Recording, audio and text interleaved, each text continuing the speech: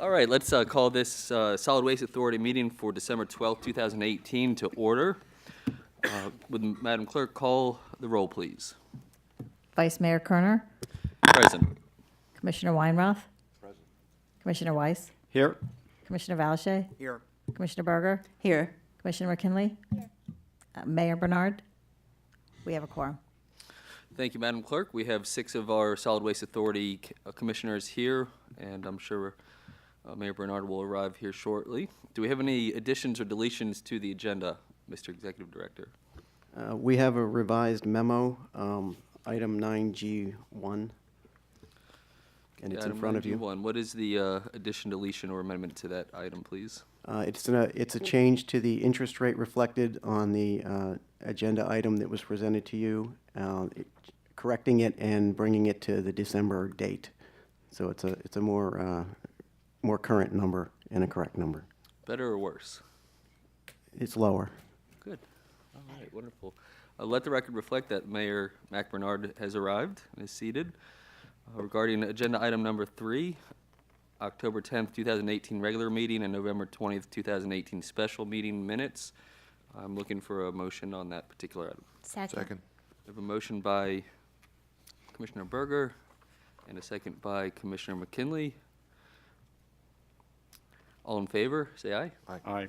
All opposed? Agenda item 3 passes 7-0. Agenda item number 4, Citizens Advisory Committee. Move approval. Second.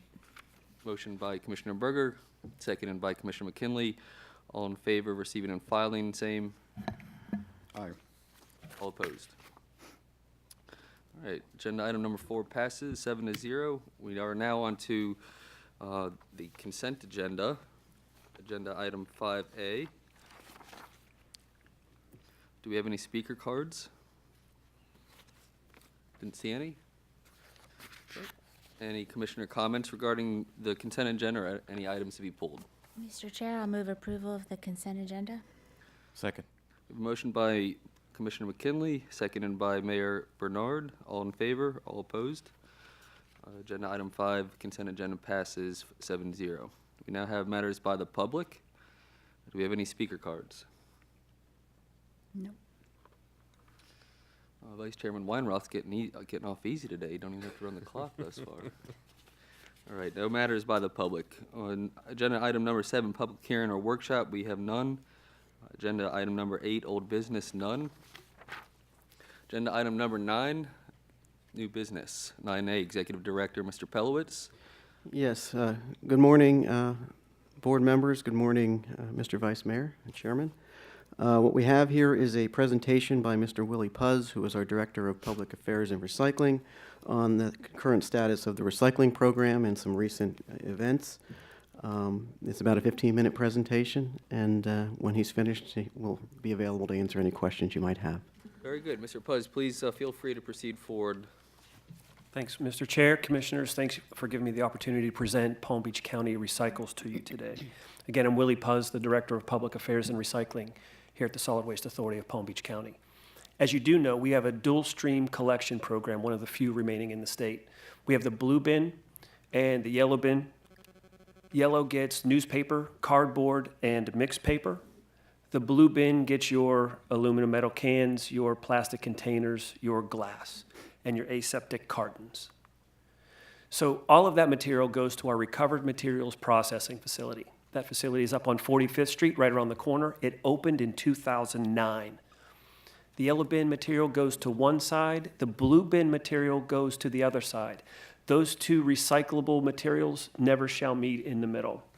They're processed differently, they're baled differently, and each side is its own separate house. We process about 90,000 tons of recyclables a year. Once they're baled with like items, we market them, we sell them to facilities that will make them into new products or that can use them as a raw material in some form. So since 2000, we have diverted more than 9 billion pounds of recyclables or material from our waste stream. Excuse me. That's about 4.4 billion pounds of metals, 2.2 billion pounds of paper, 1.7 billion pounds of cardboard, 380 million pounds of glass, and 190 million pounds of plastic. Sounds great. However, but when you look at the trend of recyclables incoming from 2004, fiscal year 2004, to this past year, you see a downward trend in that incoming recyclable. So we're trying to figure out why. Well, we started looking back at 2003, what that stream was. And in 2003, we had about 73% paper incoming and 27% containers. Fast forward to 2014, we're getting more to a 58% paper, 42% containers. And as of now, it's just about a 55 to 45 split based off of the latest numbers. So why could that be? We're trying to figure this out. So newspapers, if you really think of the newspaper that you get, it got smaller. It got smaller not only in thickness, but overall size of the newspaper. It shrunk down in size that way. Cardboard. Cardboard has changed and taking over a lot of the percentage of incoming paper. So we're changing from newspaper to more of an incoming cardboard stream. And in 2017 alone, according to the National Retail Federation, just online holiday sales accounted for $138.4 billion worth of material. So you think of that online sales and all of that cardboard boxes that are going to be coming in, that's how we're seeing a change in that waste stream. So we also looked at the blue side, the container side. So we did crunch some numbers and we're collecting, bringing in 40% more containers. That sounds fantastic. However, when you really look at what that means, it shows a little difference. So aluminum cans, in 1988, there were 23 cans needed to make a pound of aluminum. Now in 2012, there are 31 cans, so the cans are getting thinner. They're using less aluminum. Plastic water bottles is the same way. You can think of, 10 years ago, you used to grab a plastic water bottle and it used to push back. Now if you grab a plastic water bottle, it feels like it's going to collapse in your hand. So at one time, there was 31 bottles needed to make a pound of plastic. In 2012, there are 49 bottles. So we're collecting more material, but we're getting less material coming in. So we started thinking of things differently, and we've had this community cardboard collection program for a number of years. And we put out these yellow dumpsters. A lot of them are at municipal government headquarters or offices. A lot of them are with businesses or in common strip malls.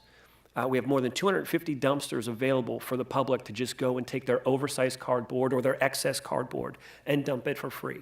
Oh, Mr. Puzz, can I stop you there? Yeah. And also, I'll extend the same courtesy to any of my colleagues here on the board. If you have any questions during the course of this presentation and going forward in the future, please just press your button, and I'm certainly open to having questions during an actual presentation. But with regards to this yellow bin, does any entity pay to have that put there, or is that just a courtesy that we provide to try to collect more cardboard? Good question. It's a courtesy that we provide to get more cardboard. Thank you. So in fiscal year 13, we got about 410 tons of cardboard per month from that effort. Just an effort to get more yellow bin material coming in for residents that maybe live in multifamily communities or, again, have oversized, thinking of maybe your 50-inch flat screen TVs where that box doesn't necessarily fit in your 18 cubic yard or 18-gallon bin. Do you find that some consumers abuse the use of those bins, and then that provides an opportunity to do more work here at the separating facilities? There are instances where residents don't use them for their intended purpose, but we have a very active field team under John Archambault, Director of Customer Service, and also our recycling field team that can deal with the haulers and work with the haulers to get those issues remedied quickly. Thank you. So as the trend for recycling has gone to single stream, and again, that's the larger bin that you throw everything in. We had a field team member that said, well, what happens if we give our residents a larger bin in our dual stream program? So we used the Village of North Palm Beach as a pilot program to test a 25-gallon round bin to see if we would get more materials. The village was a willing participant. We were very excited about it. And so we started that effort basically because they also were a self-haul city. So we knew what material they were getting was material from their specific city. So looking at the left of the screen, we started out as our pilot year. The first year into the pilot, we increased blue bin material, and I'll emphasize clean blue bin material, by 8%. 2 years later, after the program, that's gone up to 13%. So we're very proud of implementing that program, taking a staff suggestion and starting the 25-gallon bin program for our residents. We also started a program to recycle right at our events. You think of all the major events that we have here in Palm Beach County. And each one wants us to sponsor them and they want to recycle right. So as we get approached, we work with the event planner, and to make sure that they have an infrastructure for recycling in place. And ultimately, we don't really care that the Solid Waste Authority gets the recognition. We want that recycle right to be the brand, because ultimately it's behavioral change that we're after. We want residents to make that right decision to throw or recycle or do the right thing with whatever they have in their hand whenever they're going to discard it. So you could see we standardized our blue and gray carts for those events, which you'll see at some of the events that you're going to start going to. Blue is for the containers, gray is for garbage. We have sandwich boards and signage that goes out. We have table tents that we use, snipe signs that are also out throughout the event to encourage residents to recycle right. Some of the results that we've had a great partnership with ESPN Radio and the Boca Raton Bowl. In 2016, the first year we tried that, we had recycled 2.4 tons of material. Last year, we recycled 3.2 tons of material just from that single bowl game. This year, we have a challenge to break 4 tons of material. So that's going to be what you're going to see at the Boca Bowl. Mardi Gras has been a great success story. In 2017, they recycled about 1.5 tons of material. Last year, they recycled over 5 tons of material. And ultimately, over time, we want to see that recycling increase and their garbage tons decrease. Sunfest, we felt, was another big success, because in looking at that, just in containers alone, blue bin material, they almost recycled as much blue bin material as they had in garbage.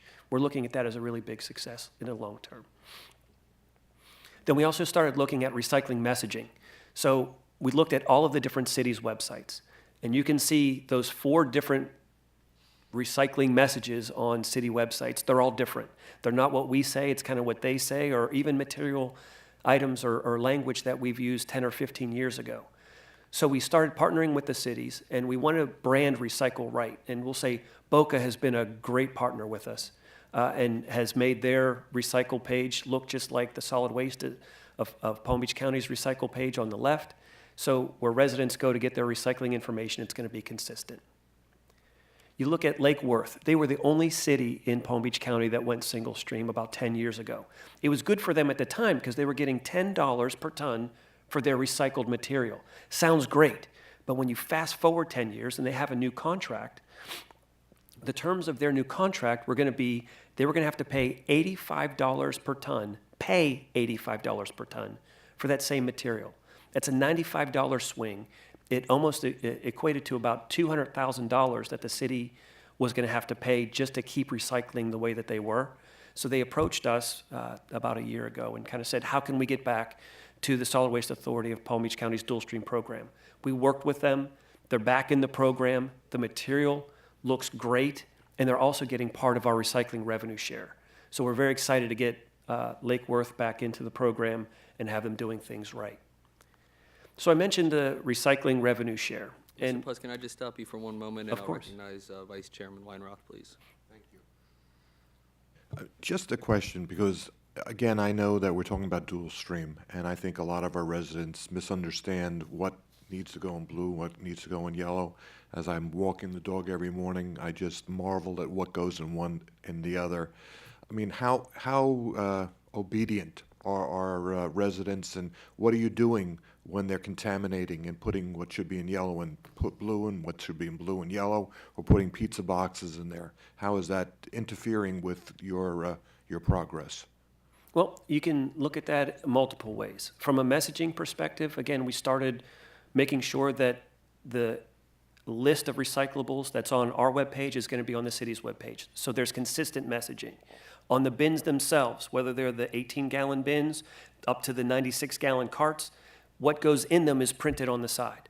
So The challenge that we face in that is, as Palm Beach County is such a transient county, and we get a lot of snowbirds, they all do recycling better where they come from. So it's a constant re-education effort. We have built into our recycling contracts that we can handle up to a certain percentage of contamination. So through that mechanical and automated process, we're able to handle that contamination that comes in, whether it's blue bin material in one and yellow bin material in the other, or things that just shouldn't be there, the like. Go ahead. So when they have a single stream, is that actually being separated differently in those different municipalities, or how's that handled? Single stream is processed much differently. Again, because all of that material is together, including glass, is mixed with paper and containers and things. So they have similar thoughts and philosophies of how you separate those items out, but it is everything, it's on one conveyor belt, rather than on our conveyor belts where paper is only one side, and again, the blue bin containers are on the other side. Okay, thank you. Yep. So the recycling revenue share, we started that program in 2010, and it was basically the revenues that we were getting from selling those baled recyclables. We got, since 2003, we had more than $123 million in gross recycling revenue. In 2010, we implemented this program where we're sharing those revenues back with the city just for their residents recycling right, for the residents putting the correct things in the blue bin, the correct items in the yellow bin. And since 2010, we've given back to the cities more than $9.5 million directly to the cities.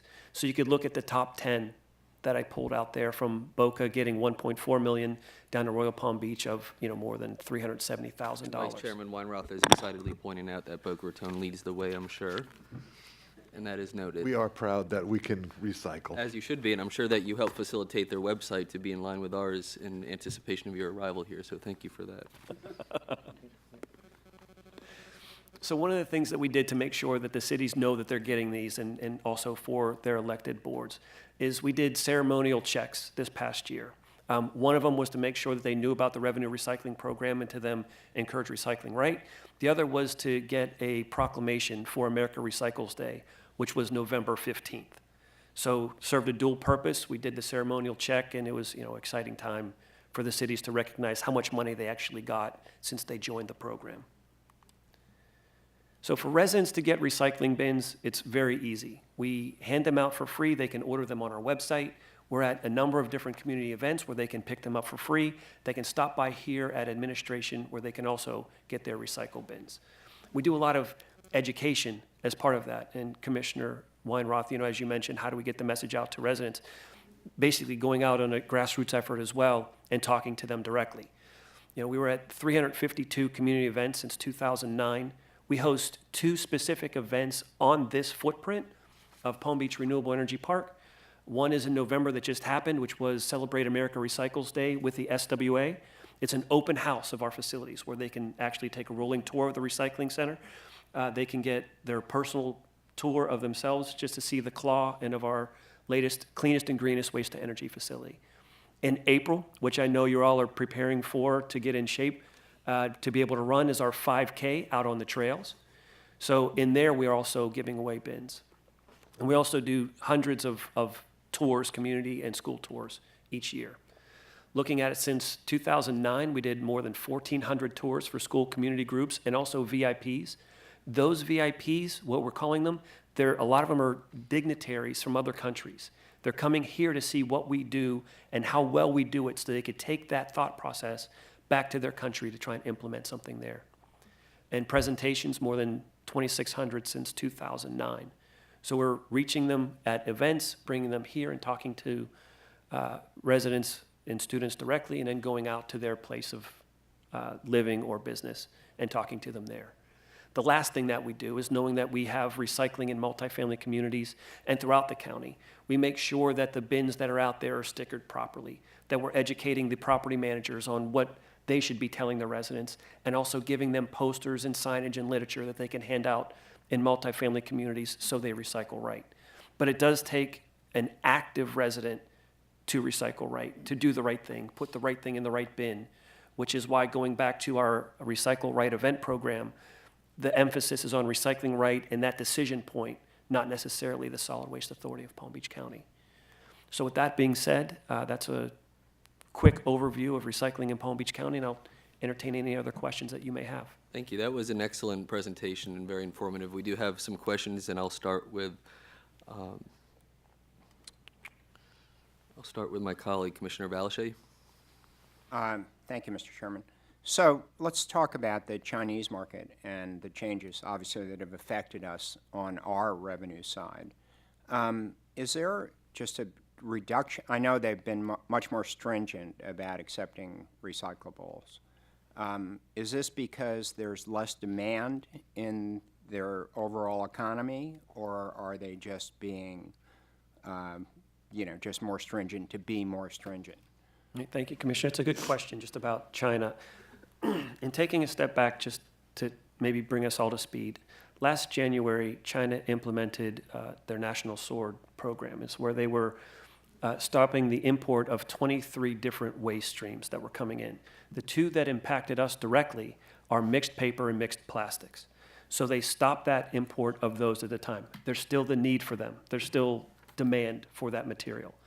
But then a couple months later, what they did is they implemented a contamination percentage of 0.5% of that material coming in, which is very hard to meet even in a dual stream program.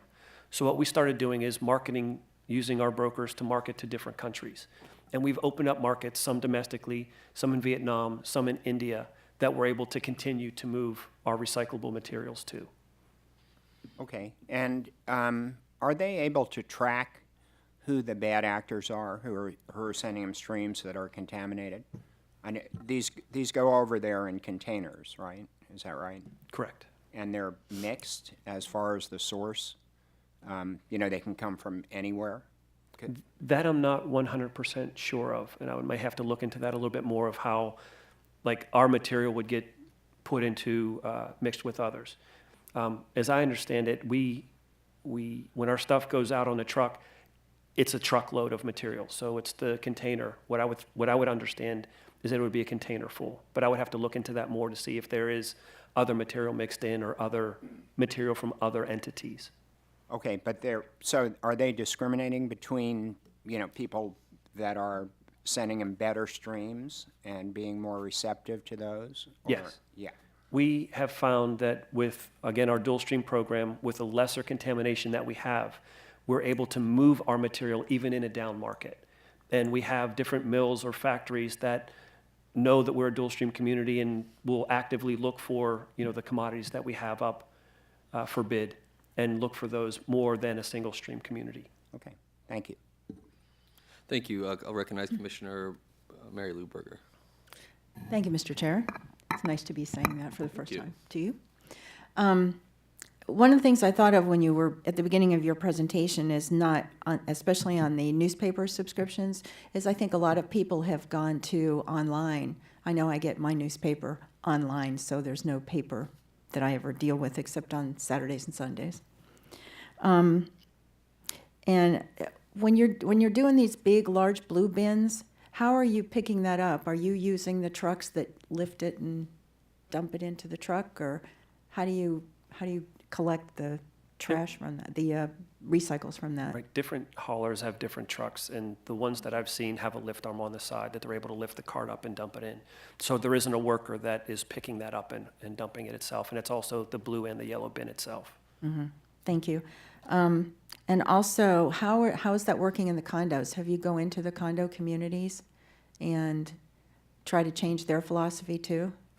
We do, and it's a constant challenge. And it's one of the things that we're also working with the drivers, where if they pick up a multifamily community and they come in and then we identify that their load is contaminated for whatever reason, that we try to find the route that they went on and try to find the communities that they're going through and stop in, work with them, work with their homeowners association, work with their property manager, get them more information.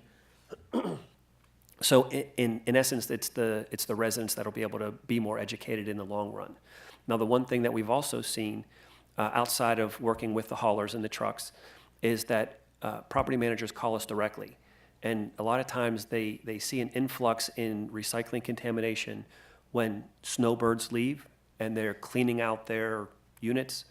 and they get to the first bin that they get to, and that's where it all goes. So there's a lot of education that we've done with multifamily communities to try to keep them in the recycling program. But even if it doesn't work, what we do is we try to back out recycling slowly. Is that a lot of times we'll take out the containers, the blue bins first, leaving the yellows for the paper and the cardboard and newspaper, and then see if they can get the yellow bin right before we implement the blue bin again. So it is a lot of song and dance with different communities to keep them in a recycling program, to try and educate their residents on recycling right, and then, how we keep the program, back it out or fully engage it going forward. I'm sure it's a challenge, as John knows, with all the condos that he's dealt with over the years with me. And my last question, the very first time I came to one of the community events, there was a moving belt for kids, and it was to teach them the difference between the blue bins and the yellow bins. And they were able to, as the belt came by, they could swish it to the blue or swish it to the yellow. Do we still do those when we have those? I thought that was really a good way to educate the kids. Was that an actual belt, or was that the interactive touch Do table? you remember, Dan? I don't remember, but what we do have now is, anyone who's toured the education centers, we do have the interactive touch table, which is a digital version of the same thing. And you can sort the yellow bin, the blue bin, and the household hazardous waste materials into their various components, and it scores it, and the kids love it. I mean, it's a great It's a good tool. educational. I love it, and so do Commissioner Mary Lou Berger. Absolutely. You're a visual learner, myself. That was your last question. Commissioner McKinley, you recognized. Yes, thank you. 2 questions for you, Willie. The first one, how is your relationship with the school district? Are we seeing the individual schools participating in recycling? Because I know when I was a class mom, it was not a very active program, and it astonished me the amount of paper that they go through that wasn't being recycled. So I'm just wondering if that's changed. We have a very strong relationship. I would like to think is a very positively strong relationship with the school district. We work with them very closely, and at the start of each school year, we supply them with recycle bins. A lot of it is the cardboard bins that they could put their paper in, to make sure that every classroom in the school has a recycling container in their classroom. Now, from there, that's where you have each different school and how active their recycling program is. That's a little bit more of a challenge. But we do have a good relationship with those at the school district doing those recycling programs. And we also, work with them closely to encourage every school to recycle. The follow-up to that is we work closely with FAU Pine Jog, where we sponsor different awards every year for like Green School Awards. So we have I think they're $500 increments, $250 to $500 increments, where if a school submits a program or a project that is a green school program or project from a recycling standpoint, a reusable standpoint, a sustainability standpoint, if they're the winner, they can get, that denomination of dollars to go back to their individual school. And the one thing that we implemented this year was a janitorial type of award, because a lot of times it's that janitorial, that support services that does a lot of the lifting for taking the recyclables to the bins and things. And this was the first year, this past year, that we awarded that, and it was very successful, just to recognize the work in the schools that those janitorial teams do to support sustainability practices or recycling efforts in individual schools. Okay. Could you get the award application deadline information and maybe an aggregate dollar of how much you've given back to the schools over the years since you implemented that? Yep, we'll do that. And then my second question was the list of cities that you show that participate in the revenue sharing program. Is that a complete list or just a sampling? That's just a sampling. Okay. And every city now is in the revenue recycling share program. So I could have listed everybody out, but I listed the top 10 just so you can see them. And I think it goes all the way down to Cloud Lake, which may have gotten $2,000 over the course of the program, just from the size of the population of within their city. Okay. Just want to make sure the Glades wasn't left out. Oh, no, not at all. Thank you. Right, Vice Chairman Weinroth, you recognize, sir. Thank you. On those same walks with my dogs in the morning, I'm noticing that there's much less newspaper subscriptions, I think, to Commissioner Berger was saying. So I can see why you'd be seeing newsprint going down. But I'm also seeing, because of online shopping, a lot of cardboard being placed next to the recycle bins. And I'm wondering, does that make it into the flow, or does that get picked up as regular garbage? And if it does get picked up as regular garbage, does that somehow make it into the flow as far as recyclables? Walking back your questions, if it gets into garbage, it is not pulled out for recyclables. Because if it goes to Renewable Energy Facility 2, that goes right into the pit.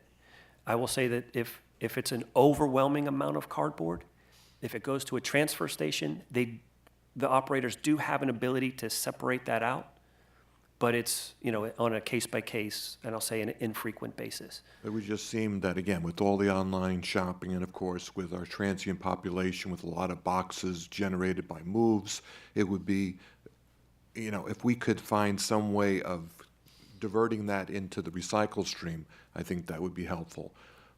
If the cardboard is placed to the side of the recycle bins, it's supposed to be picked up. And if it's not, that's where we hope that residents give us a call and let us know that something wasn't done right. And we do get those calls, frequently. So if they are, again, placing it beside their bins, it's probably not going to make it into the stream. It should be made into the stream if it's, again, cut and folded to size. Right. Because how that cardboard goes in, a lot of the trucks that we have now on the route have a side hopper, and that hopper is only a certain size. And it also has to be dumped in the top. So if the cardboard is oversized, it may not fit in the hopper, it may block up the hole in the top, and that could cause problems where they may leave it. Let me ask you another question. And again, this goes hand in hand with the recycling. We are not just putting into the landfill, but if we have garbage, we are generating electricity with it. Tell me about the economics of this. At the end of the day, where are we more cost effective? Generating electricity with these items, or putting them into the recycle stream? Right, I may have to defer to Dan on that one because I don't have the economics fully. Yeah, good morning. With the recycling stream, let's take recycling back to the beginning. It's important to note that recycling is not something we entered into as a money-making venture. But taking your question at face value, yes, in certain markets, recycling is less economical than in other markets. This market in particular, when you look at all of the costs of what it takes to run a recycling program, from the curb all the way through to the bale, to the market, it's not a money-making venture. Certainly, you could make an argument that it's more cost-effective to place that into, to generate energy from that material, because a lot of that material does do that, does have significant energy potential. And even if you look at the commodities today, there are certain commodities that the market price of which is so low that you probably would make more money if you generated electricity from it than you would if you sold it. Are we maxed out on the amount of material that we can use to generate electricity at this point? Or would some of that material, if it was diverted out of the recycle stream towards generating electricity, would it be more cost effective, and do we have that capacity? In some case, we are not at full capacity, so with certain materials, yes, you could do that. But looking at the full picture, we have a $43 million facility on 45th Street. We pay an annual operating fee to run it. So the economics are a little more complex because we have a strong fixed component to the cost of operating that facility. You have the depreciation, the interest. There's a lot of costs associated with it. So kind of unwinding that would be complicated. And, in light of the fact that the state does have a 75% recycling goal and we're about this close to meeting it, we're one of the leaders in the state in that regard. It would be a sea change to do that. We're kind of hesitant to go in that direction because we know the recycling program is overwhelmingly popular with the residents, and it's my belief that the overwhelming majority of the public is willing to pay for it. So, yes, it's an exercise we go through a lot in terms of looking at that. We think about it a lot as staff when we look at the numbers and where they go. But at least for the foreseeable future, it's part of our mission, and so the recycling program is important to us. And as you can tell, we have a lot of people who know a lot about it. Thank you. I Thank appreciate you. that. And we also do take in product from outside the county to try to maximize the use of our REFs. Is that correct? Yes, we do. This year, we project to take in about 100,000 tons of supplemental waste. From that waste, we generate tipping fees and energy revenue that benefits the authority and benefits the ratepayers through lower rates. Thank you. Secretary Weiss, you are recognized, sir. Thank you, Chair. Good morning, and thank you, Mr. Puz. Great presentation. I appreciate that. Couple questions for you. Number one, is it possible for you to come by my house and explain to my wife which products go into which containers? I have tried many times, and I go out and move them back around. So, You know this is televised, right? okay, well. Mayor Bernard has been stuck in that predicament before, I believe. Anyways, a couple serious questions for you. In understanding this single stream experiment that you took, is there any move to expand that and look into other markets? I want to see if I can understand your question a little bit more. When you say that with the single stream effort that we did, we brought the city of Lake Worth, if that's what you're referring to, from single stream to the dual stream program. No, I thought was it North Palm Beach? Yes, but that wasn't, it was still remaining dual stream. What we did is we added a bigger blue bin Gotcha. to the program rather than just, putting small everything in ones. one. Correct. And again, that was just to make sure that we get the containers in a larger can, and, successfully 13% more 2 years later. Okay, how about expanding that as well then? We have offered that blue can countywide since late fiscal year 2016. It's on a as requested basis. It's not something that we dropped at every household. So if there is a need or a request, we do give those bins freely to residents. Okay. If I can offer one more thing, and this goes into Commissioner Weinroth's question too about the trucks. Going into the next collection contract, one of the things that's in there is the requirement for a rear load compaction recycle truck. So again, the blue bin material will be on one side, the yellow bin material will be on the other side, and there isn't going to be that hopper on the side or the hole in the top that needs to dump in. The bigger cardboard can go straight into the truck and won't need to be cut down really much. So that's going to be a better way to do that. And I guess community I used to live in actually had everything together, garbage, recycling. There was no separation into the containers, and then once they got the containers, they did all the separation. And can you just talk a little bit about that and what, sort of what kind of reclamation rates they get, and I mean, how effective is that?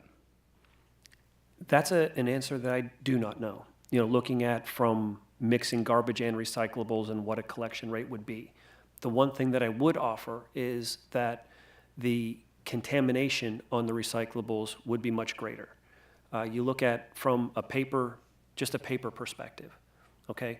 One of the things that makes our paper recycling much more in demand is that it's not contaminated with foodstuffs and glass that you see in single stream. But when you start adding in garbage, which could be coffee grounds or anything else, your paper fibers are going to be more contaminated with those types of elements, which down the road would increase your processing cost, which ultimately would mean you're receiving less revenue from selling those recyclables.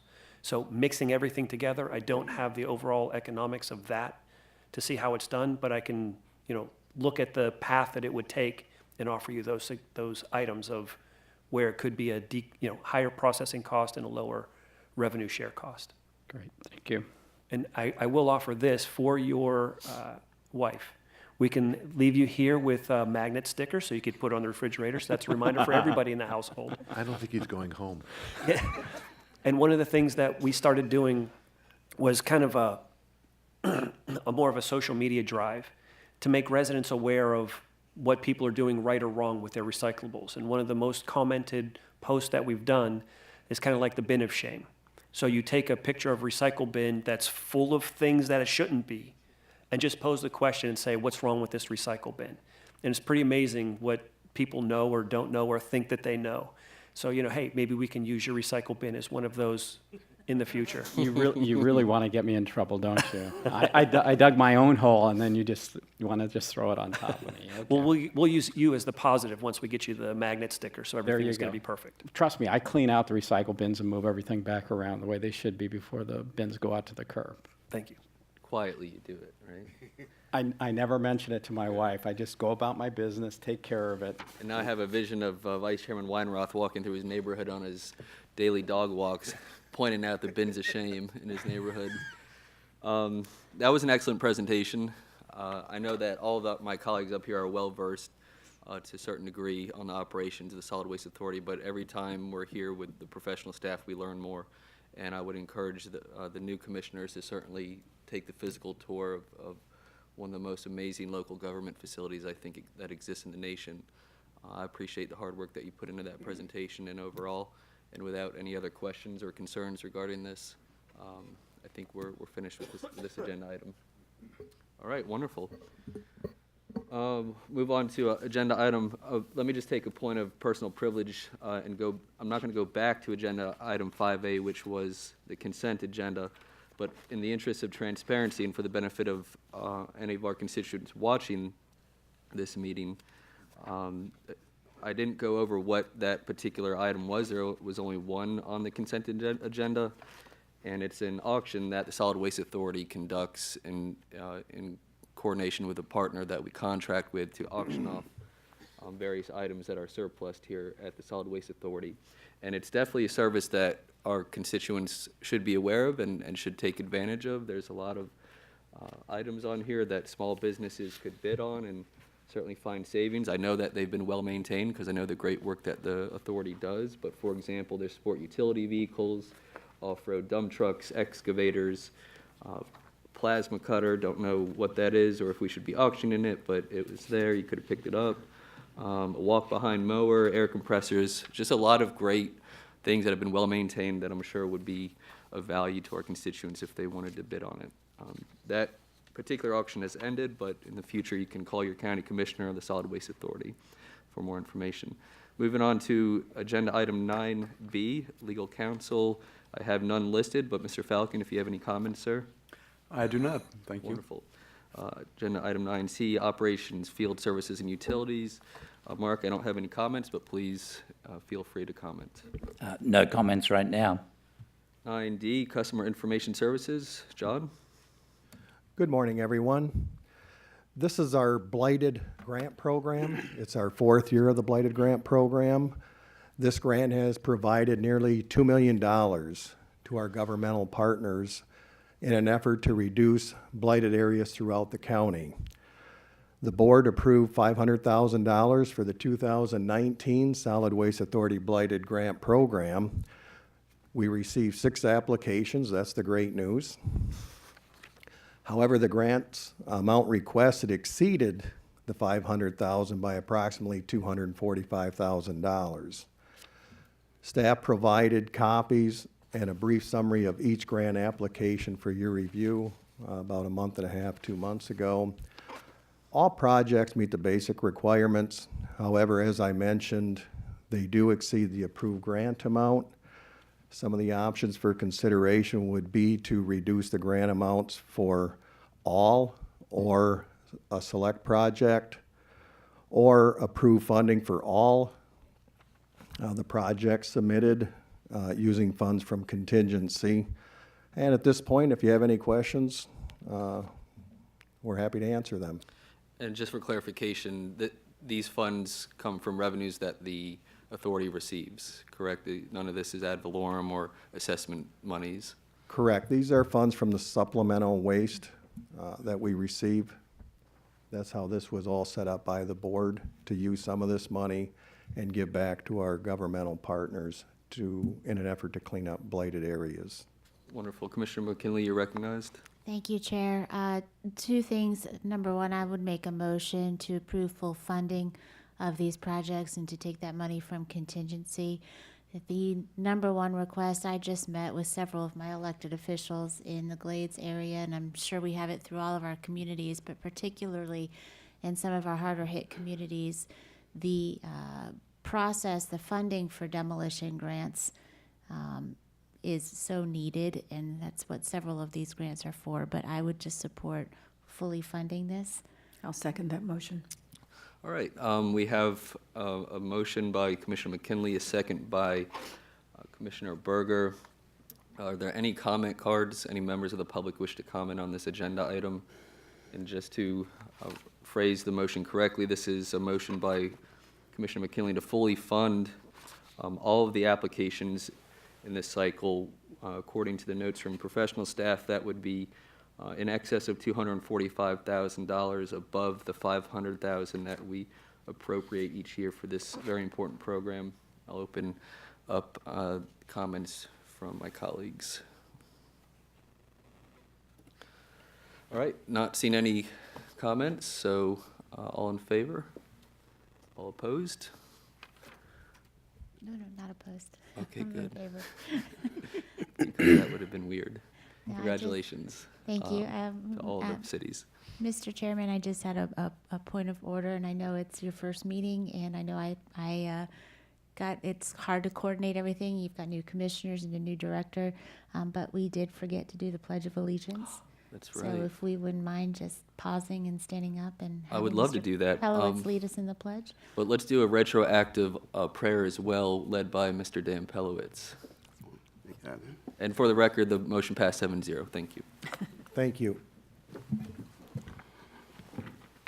We ask you, God, to bless this gathering, which is a meeting of people who earnestly desire to do their work in the best possible way, to benefit their community, to advance the art and science of their profession, and to leave to their children a better world. Please give us the wisdom and vision to plan adequately and act correctly to achieve these ends. Amen. Amen. Of the United States of America, and to the republic for which it stands, one nation, under God, indivisible, with liberty and justice for all. All right, thank you, Commissioner McKinley. So we have passed agenda item 9D1. I'm sure the cities will be very excited about this.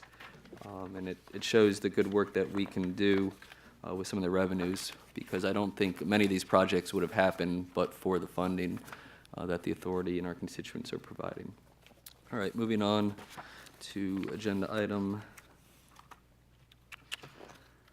9E, engineering and construction services, no comments. No comments, thank you. 9F, planning and environmental programs, no comments. No comments today. 9G1, financial management services, Paul. This is in reference to 9G1, retirement of a 2008 banknote. Good morning. As you said, this is the retirement of the 2008 banknote. On January 9th, 2008, the authority entered into an $80 million subordinate improvement revenue note to finance some of the costs in connection with the relocation of facilities and improvements to the solid waste system, which included the recovered materials processing plant that you just finished discussing and all. The interest rate was a variable interest rate. Dan talked about the changes that were made in the memo earlier. And the way it's set up, interest is due semi-annually in arrears on April 1st and October 1st. The principal amount is payable annually in installments, and that's about $4 million on October 1st. And that's through the maturity to October 1st, 2027. As of October 1st, 2018, the outstanding principal balance of this note was $36 million. So staff requests the board to authorize retirement of the Series 2008 note at the first available opportunity, which will be April 1st, 2019. using the $4 million that of the budgeted funds, and that was budgeted to come out October 1. So we want to use it April 1st, in addition to $32 million from the general reserve funds to pay off the $36 million. As of September 30th, the general revenue balance is $106 million plus. And in accordance with the board policy, the minimum unappropriated general reserve balance is 10%, so that's about $25 million. Also, the authority has appropriated approximately $14 million to fund certain improvements to the Recovered Energy Facility Number 1 in pursuant to the operating and maintenance agreement. Using the general reserve funds to pay off the note will result in a remaining unappropriated general fund balance that really exceeds the policy, so there's no harm in taking these funds from the general reserve fund. Paying off the Series 2008 notes will accomplish two things. First, it will provide annual budget reduction of debt service expense for approximately $4 to $5 million, again, through to 2027. Second, it would provide greater flexibility in the terms, length, and financial structure of the existing operation and maintenance agreement for the recycling facility. The budget impact would be for this year a reduction of the $400,000 of interest that we wouldn't pay, and it would be funds that could possibly be used for other needs.